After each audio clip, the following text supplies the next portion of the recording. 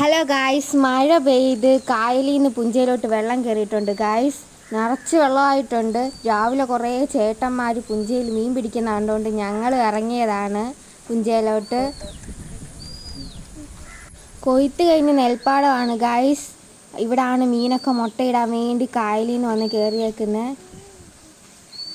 ഇഷ്ടം പോലെ വലിയ മീനുണ്ട് ഗായ്സ്. ഞങ്ങൾ 2-3 എണ്ണത്തിനെയൊക്കെ കണ്ട്, പക്ഷെ ഒന്നിനെയും പിടിക്കാൻ പറ്റത്തില്ല ഗായ്സ്. വാണം വിട്ട പോലെയാണ് പോകുന്നത്. ഞങ്ങളെല്ലാം സൈഡിൽ കൂടെ നടപ്പാണ് മീനെ നോക്കി.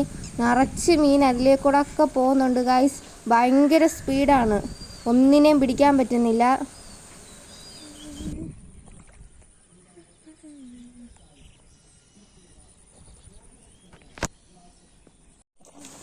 കുടുംബശ്രീക്കാർ ചാല് വൃത്തിയാക്കിയിട്ടേക്കുന്നതാണ്. അതിനകത്തിൽ വെള്ളം നിറഞ്ഞ് കിടക്കുന്ന കണ്ടപ്പോൾ ഞങ്ങളെല്ലാം ഓട്ട മത്സരമായി അതിൽ കിടന്ന്.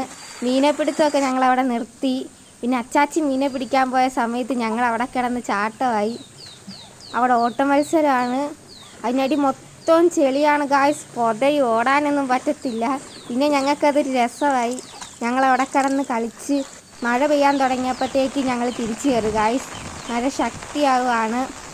ഇപ്പം ഞങ്ങൾ നടക്കുന്ന സ്ഥലമെല്ലാം 2 മഴയും കൂടെ ഒക്കെ കഴിഞ്ഞ കായൽ പോലെ വെള്ളം കയറുന്ന സ്ഥലമാണ്. അങ്ങൊക്കെ വെള്ളം കയറി തുടങ്ങിയിട്ടുണ്ട്. ഇനി 2 മഴയൊക്കെ മതി ഇവിടോട്ട് വെള്ളം കയറാൻ.